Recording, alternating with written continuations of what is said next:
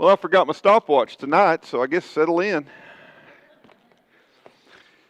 Ronnie, you prayed, and I thank you for that prayer, sermons that invigorate. I'm not sure that tonight's going to do that, but if there's any text in the whole Bible that you ought to mark, if anybody ever wants to talk about the topic of revenge and the consequences and the unintentional fallout that go with the attitude of I'm going to get even, it is Judges 15, 1 through 8. Some have called this, and I certainly didn't come up with this, but fire, foxes, and fury. And that's not our sermon points tonight, but this is a very famous story, and usually what is pointed out is that Samson takes these foxes, which were most likely jackals, by the way. My wife earlier, she asked me, she said, how does anybody catch 300 jackals? I said, I don't know how Samson did it, but he did. And that's usually what is remembered from this and them running through the wheat fields.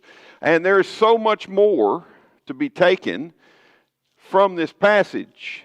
Sometimes you hear somebody say, well, we don't need a lot of negative preaching. And what they mean is, we want you to give us a positive message. Well, I understand that and I feel that, but the Bible sometimes is in the negative. In other words, there is a text, there is a story, there is an account that is all about, don't do this. This is the wrong way to handle your life. And that really is what Judges 15, 1 through 8, and honestly, the entire story of Samson. Well, when we last saw him, he went to get married, and that didn't go so well. Things fell apart, and his best man, who was provided by the Philistines themselves, ended up with his wife, and he goes home. And then here, after some time has passed, we have point number one, Samson's return. He goes back to Timnah because he wants to get his wife. And so Judges 15 and 1 says, but after a while, we don't know what a while is. It's just been some days or weeks or months or however long it's been. He decides he's going to go right the wrong. And this whole passage is about me and myself and I and everything that I deserve and everything that ought to come my way. And just note that as you look at it on your own time. But after a while, the time of the wheat harvest, Samson visited his wife with a young goat and said, I will go into my wife in her room. But her father did not let him enter. Her father said, I really thought that you hated her intensely.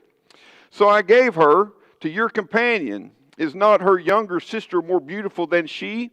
But let her be yours instead. Well, the plan, ladies, aren't you just impressed? When you're really angry with your husband and he's done what you don't like, or he's done something really terrible and he brings a goat in the house. You know, right there, and it's all forgiven, right? I always found that funny. Of all the things he could have brought, I brought you a goat, honey. Well, that's what he does. And the idea here is we're going to patch all this up and everything's going to be great. And the problem is her dad steps in and says, nuh-uh, we're not doing this. The fact of the matter is we got all in this mess. And if you look at the beginning of Judges 14, it says Samson saw her. And what that would imply was she was just a trinket. She was just a sexual object in his eye. And he didn't really care about her. And so her father says, well, I just thought you hated her. In other words, you didn't really think much of her anyway. So what was the big deal here, Samson? And why he goes this route, we're not entirely certain. Maybe he's still afraid of Samson. There's good reason, as we're going to see, to be afraid of Samson. So the poor youngest daughter, well, she's really going to bear the brunt of it, because he says, well, why don't you take my younger daughter instead, and she can be yours because she's even more beautiful. So we have this big mess entirely. No one should be surprised that the Philistines, certainly Samson, would renege on this marriage. No one should be surprised that a Philistine father would use his younger daughter as a pawn. You know why? Because the Philistines were wicked. They were a truly wicked people. And God wanted them judged for their wickedness. So here's a real deep saying, and that is, wicked people do wicked things. We shouldn't expect wicked people to behave any other way. Samson seems surprised by the whole thing. Well, you've decided to align yourselves and make friends with the wicked. Expect them to treat you as wicked people. There is a Persian fable that's been told so many different ways through the year. I'm just going to give you the short version of it. This one is called The Turtle and the Scorpion. You know some version of this probably. But there's a turtle and a scorpion, and they're on the banks of one side of a river, and the scorpion goes to the turtle and says to the turtle, "I can't swim. Could you give me a ride across the river?" And the turtle says, "Oh no, you sting everybody." And the scorpion says, "Well, I'm not going to sting you. If I sting you, then I'll die right out there in the middle of the river because I can't swim." And so he just keeps talking to the turtle and telling the turtle he'll be good. "Would you just please help me across the river?" And so finally the turtle says, "Okay, climb on my back." And about halfway across the river, the scorpion just starts over and over stinging that turtle on his shell. And the turtle says, "Well, at least I wasn't a complete idiot. You can't sting me through that shell." And he looks at the scorpion and says, "Well, why are you stinging me?" He says, "Because I'm a scorpion. That's what I do." So when we think about wicked people in this story, and we think about the whole situation of Samson, one of the lessons to learn is that if you're going to align yourself with the wicked, with those that God says to get away from and come out from, then you could expect to experience wickedness. The proverb writer had a little bit to say about who we want to walk with and not walk with. In Proverbs 13 and 20, he said this.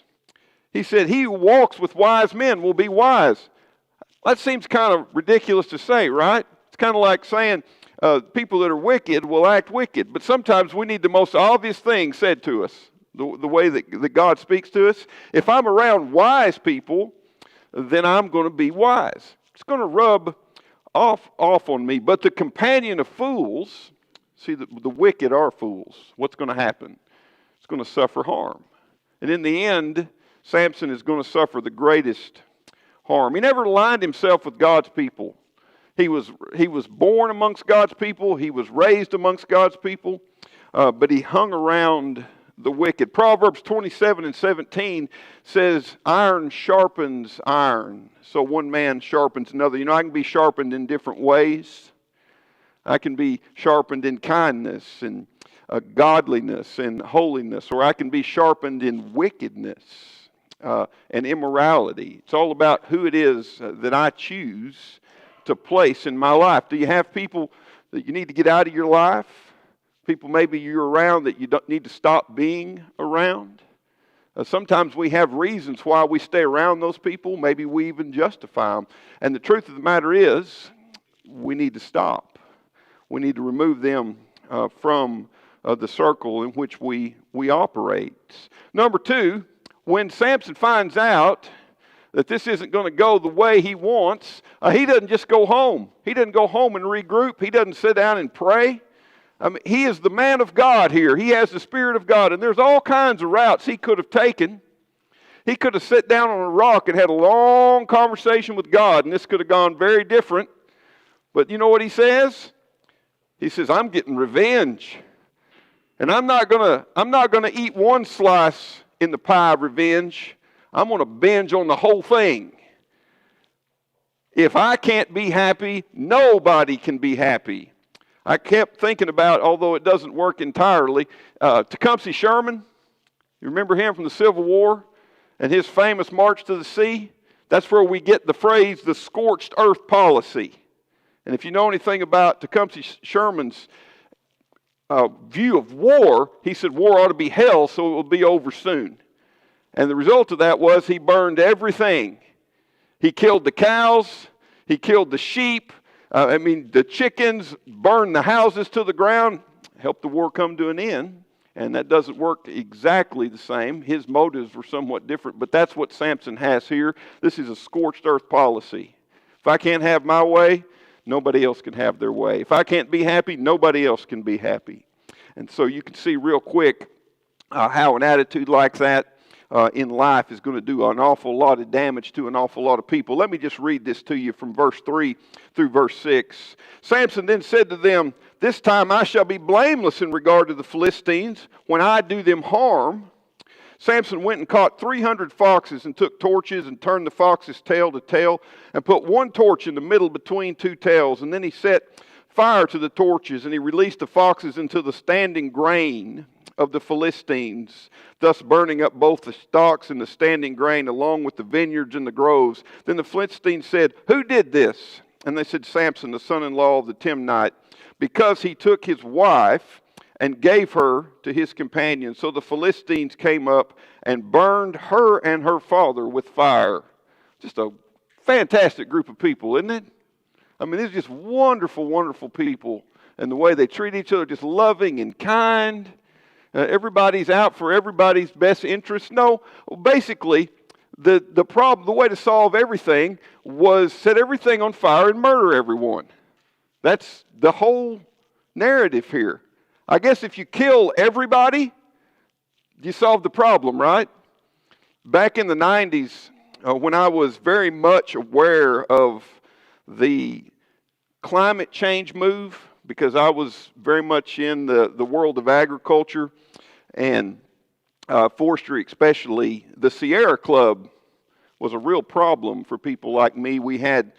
I've dealt with the folks that like to lay down in front of caterpillars. I didn't deal with them the way I would have liked to have, but people that would come out on logging sites and they're worried about, does everybody remember the spotted owl or the red cockaded woodpecker? Or maybe you remember some of that. Okay, well that brought out the special kids, if you will, those that didn't appreciate what large machinery can do to a human body on logging sites and various things like that to cause all kinds of trouble. And I don't remember now why I'm telling you that story. Anyway, we'll just move on. I got lost in it. Samson said it happens occasionally.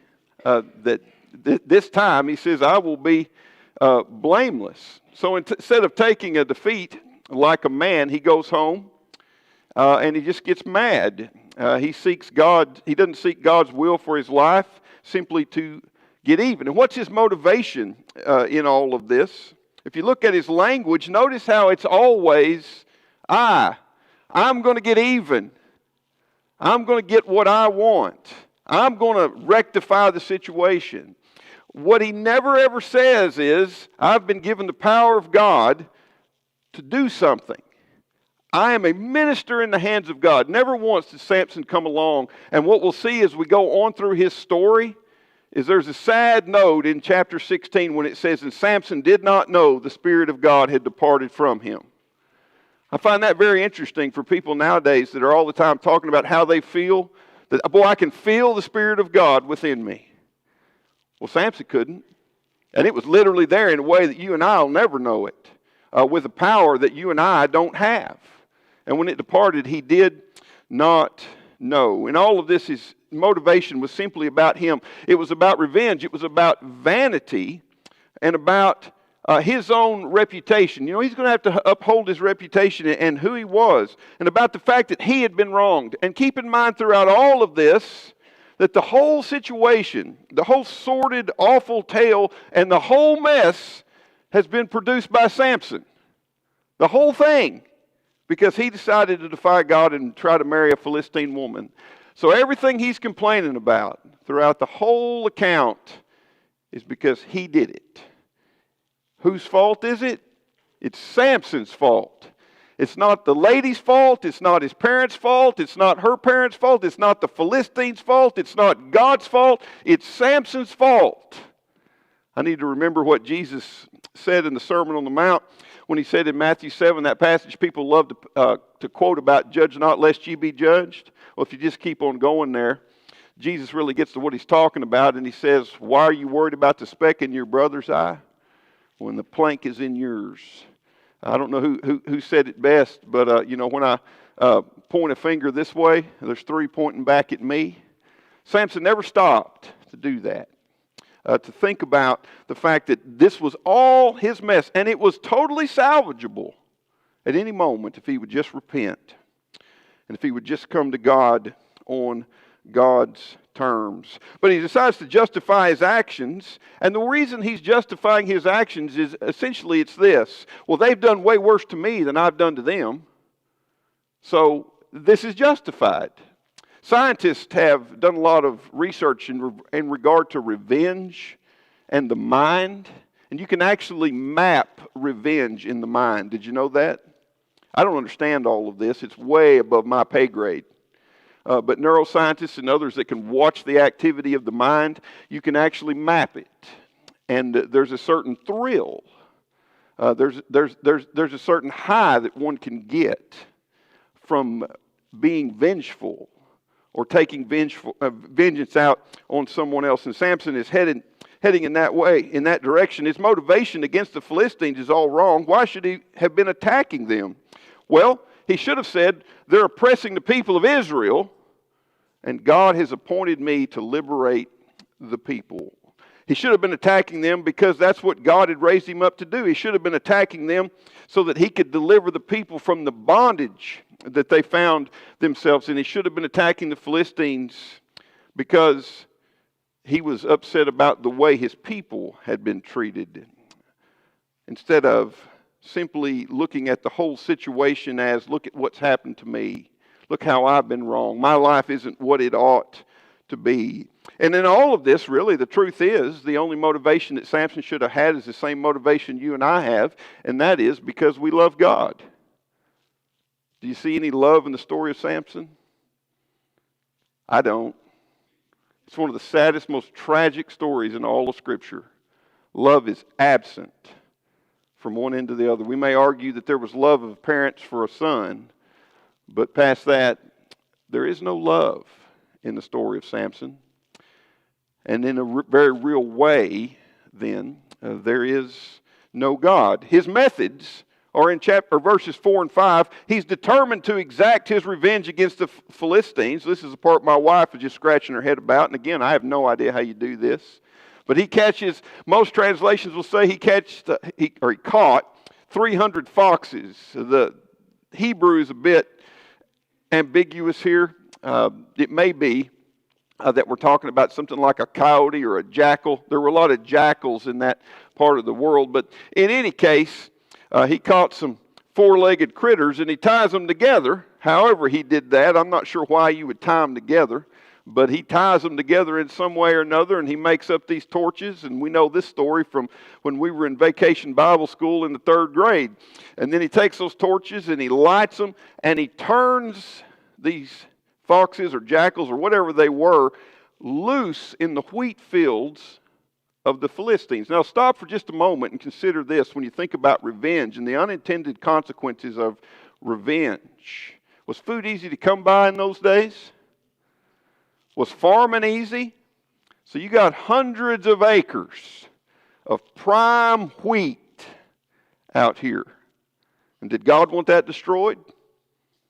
No. Did God want 300 foxes destroyed? No. All he wanted was the oppression of the Philistines lifted off of his people, and the Philistines judged. Somebody said a long time ago, the greatest revolutions are the ones that leave all the buildings standing. Where you just, the regime changes, but there's no real destruction. See, revenge always destroys more than you intended. God didn't want the economy destroyed, we would say. He didn't want all that precious wheat destroyed. He didn't want to see nature destroyed. But Samson doesn't become the deliverer. He becomes the destroyer, because revenge is what he's after. Not the liberation of the people, not obedience to God. It's just blind rage. I've been wronged, and I'm going to make it right. And what leads there to that is just destruction. Samson says, I'm going to get my pound of flesh one way or another. And so there's a grave miscalculation here. He thinks he's going to go in and he's going to win. And he's going to get his woman. And the Philistines are going to pay for the slight that he has experienced. But he gravely miscalculates in all of this. I can't imagine why the Philistines would be upset. If somebody came and killed all your cattle and burned all your crops and burned your barn to the ground and your house and everything in it, you'd say thank you, right? No, you'd be a little bit perturbed, to say the least, or we might even say you'd be furious. So what did they do? Instead of just standing there and taking it, they took that bride and they took her family and they shut them up inside of the family home and they lit that house on fire and they burned it to the ground. You're starting to see a picture forming in the book of Judges. It's the larger principle that sets over the book. And it is over and over God saying, you want to see what the world looks like when I'm not considered, when I'm not consulted, when I'm not followed, when no one cares about me? Everything gets burned to the ground. Life is quite literally a living hell on earth. And that's what Samson and the Philistines built in this episode. So we go from revenge after all of this has happened, and now the woman he had gone to get she's dead and her family's dead. And you might think that Samson would become a bit contemplative at this point and maybe think maybe we ought to tamp it down. But what does revenge generally do? We've all heard the eye for an eye and a tooth for a tooth, and people get upset about that. You know why God said an eye for an eye and a tooth for a tooth? Because if you take an eye, I'm probably going to take an eye and a finger. And if I take an eye and a finger, you're probably going to take an arm, and then I'm going to take a leg. And everybody ever see that old Monty Python skit? That night, it gets an arm chopped off, and it keeps fighting, and then another arm chopped off, and 'tis but a scratch. If you don't know what I'm talking about, you're probably not a fan of British humor. That's what happens. It just escalates until everything is destroyed. So that was a regulation that God gave in the law of Moses to stop revenge killings and actions of vengeance. Violence just continues to escalate. And so in verse 7, we find Samson's rampage. We go from revenge to truly a scorched earth policy on the part of Samson.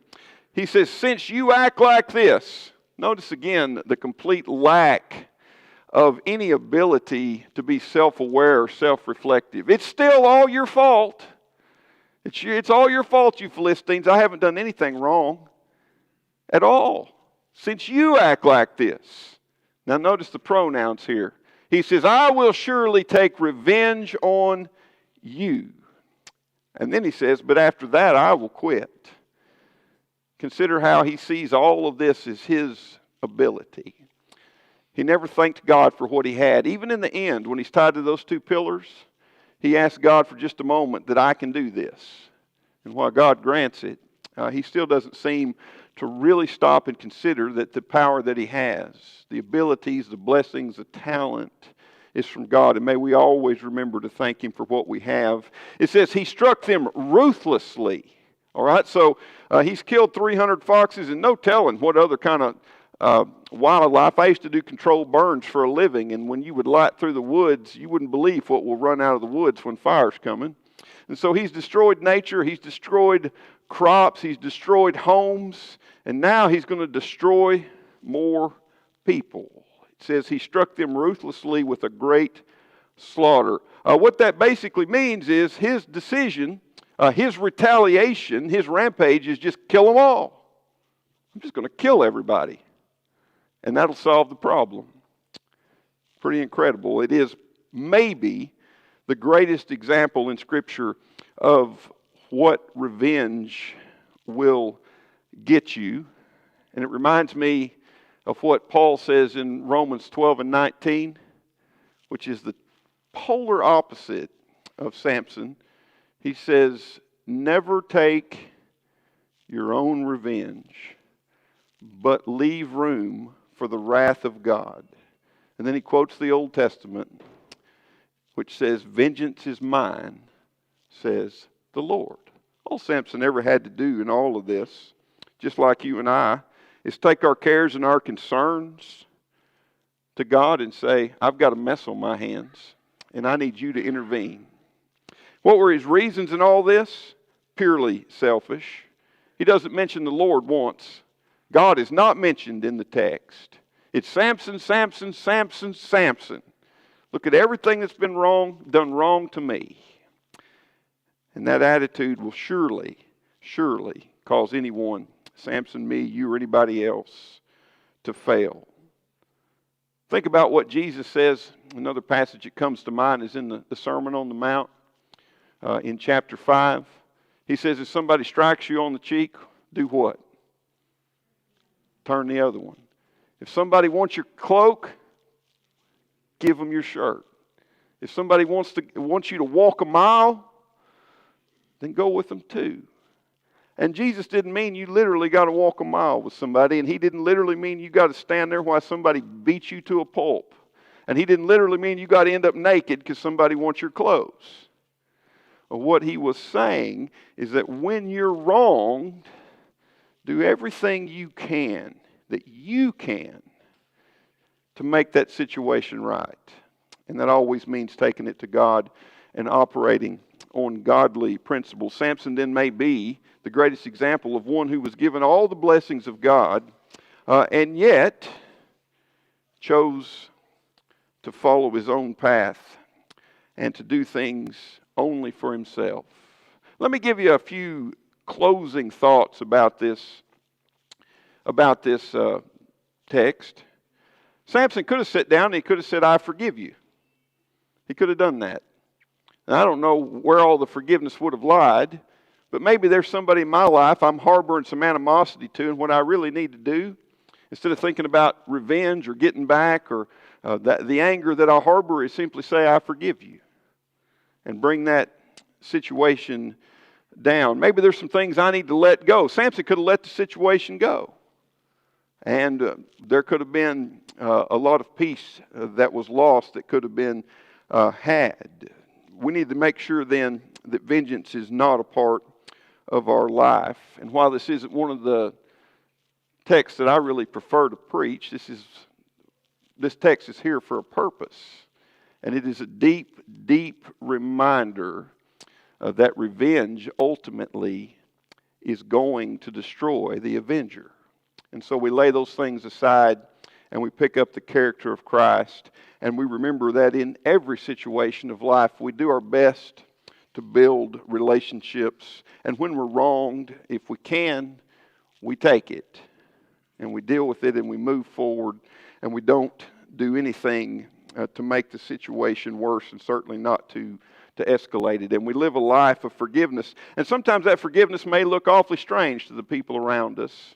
But I think about Jesus, the one who was the lamb who silently was led to slaughter, the one bruised for your iniquities and for mine. So often he could have taken vengeance, and we might have even said that he was right to do so, but because he didn't, you and I have the hope of heaven today. And so let's live that life, and let's maintain that relationship with him. And if we can help you tonight in any way, please come as we stand and sing.